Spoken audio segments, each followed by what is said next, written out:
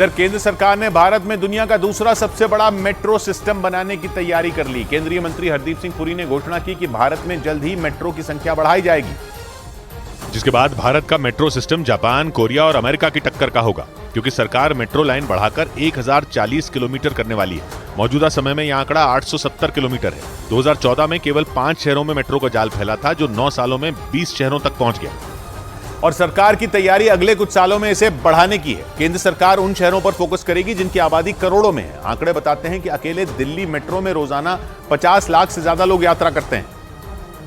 और अहमदाबाद, चेन्नई, मुंबई, नागपुर और पुणे जैसे शहरों में मेट्रो में यात्रा करने वाले लोगों की अच्छी खासी आबादी है। और केंद्र सरकार आने वाले वक्त में कई और शहरों में मेट्रो का जाल बिछाने वाली है, जिसके लिए 19,000 करोड़ रुपए से ज्यादा का बजट रखा गया।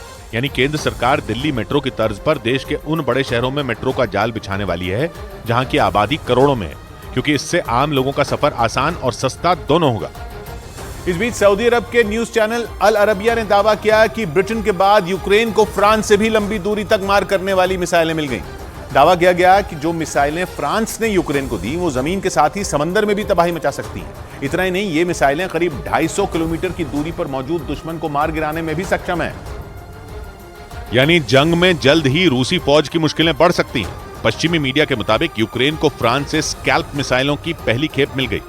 स्कैल्प मिसाइलों की सबसे बड़ी ताकत यह है कि ये मारो और भूल जाओ के सिद्धांत पर काम करती हैं। यानी इस मिसाइल को दागने के बाद ये खुद ब खुद टारगेट के परखचे उड़ाने का दम रखती है। लेकिन खबर के मुताबिक जैसे ही रूस को यह जानकारी मिली कि फ्रांस ने यूक्रेन को स्कैल्प मिसाइलें दी, तो वो फ्रांस पर भड़क गया और इसके लिए अंजाम भुगतने की धमकी दे डाली।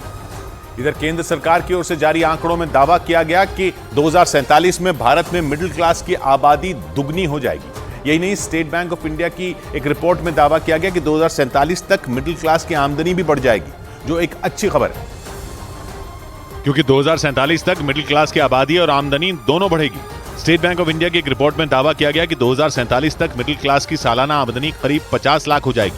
2020-21 में भारत में कुल आबादी का करीब 31% हिस्सा मिडिल क्लास का था और दावा किया गया कि 2047 में मिडिल क्लास की हिस्सेदारी 61% हो जाएगी, मतलब करीब दुगनी। सरकार की तैयारी है कि इस बड़ी आबादी की ताकत बढ़ाई जाए और उसे हर सेक्टर में बढ़ावा दिया जाए, क्योंकि मिडिल क्लास देश में एक नई ऊर्जा भर सकता है, जिसका सबसे बड़ा उदाहरण चंद्रयान 3 का मिशन है, जिसे सफल बनाने में कई मिडिल क्लास परिवारों से आने वाले वैज्ञानिकों का हाथ है।